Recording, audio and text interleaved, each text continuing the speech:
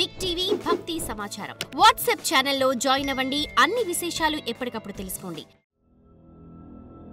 ఆదియోగి తన జ్ఞానాన్ని అంటే 112 విధానాలను ప్రసరింపజేసినప్పుడు తన వద్ద ఉన్న సప్త ఋషులకు దాన్ని 7 భాగాలుగా చేశారు.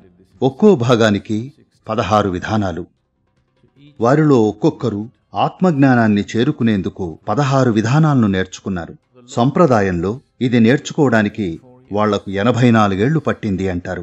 ఈ 84 ఏళ్లలో వాళ్లకాయన కేవలం గురువు మాత్రమే కాక మెల్లగా ఆయన వాళ్లకు సర్వస్వం అయ్యారు. వాళ్ళు ఈ 16 విధానాలను నేర్చుకున్నప్పుడు ఆయన మీరెళ్ళి దీన్ని ప్రపంచానికి పంచాల్సిన సమయం వచ్చింది అన్నారు. సరిగ్గా వాళ్ళు వెళ్లబోతూ ఉండగా ఆయన గురుదక్షిణ సంగతి ఏమిటి అన్నారు. గురువుకు దక్షిణ అవసరం అని కాదు, ఒక అమూల్యమైన దాన్ని అర్పిస్తున్న భావన కలవారై వాళ్ళు వెళ్ళాలి అన్నది గురువు కోరిక.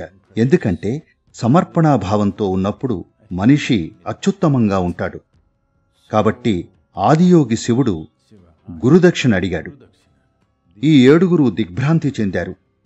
ఆయనకేమివ్వాలి? ఆయనకు అర్పించగలిగింది వాళ్ల వద్ద అసలేముంది? అగస్త్యముని, నా దగ్గర ఈ 16 అత్యంత అమూల్యమైన ఆణిముత్యాలున్నాయి.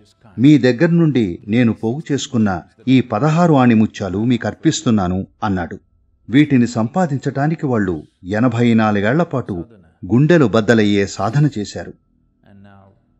ఇప్పుడు ఆయన గురుదక్షిణ అడగగానే వాళ్ళు వాటిని ఆయన పాదాల వద్ద పెట్టి ఖాళీగా నిల్చున్నారు. ఆదియోగి వెళ్లాల్సిన సమయం వచ్చింది అన్నారు. వాళ్ళు వెళ్లారు. ఏమీ లేకుండానే వాళ్ళు వెళ్లారు. ఆయన బోధనలోని అత్యంత గొప్ప అంశం ఇదే. ఖాళీగా వెళ్లారు కాబట్టి వాళ్ళు ఆయనలా అయ్యారు.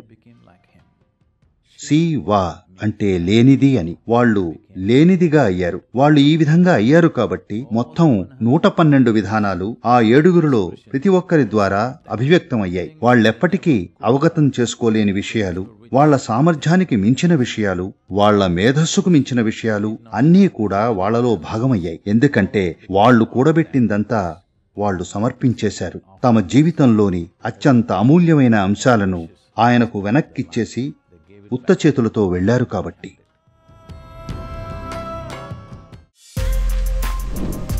For more videos like this, subscribe Big TV channel.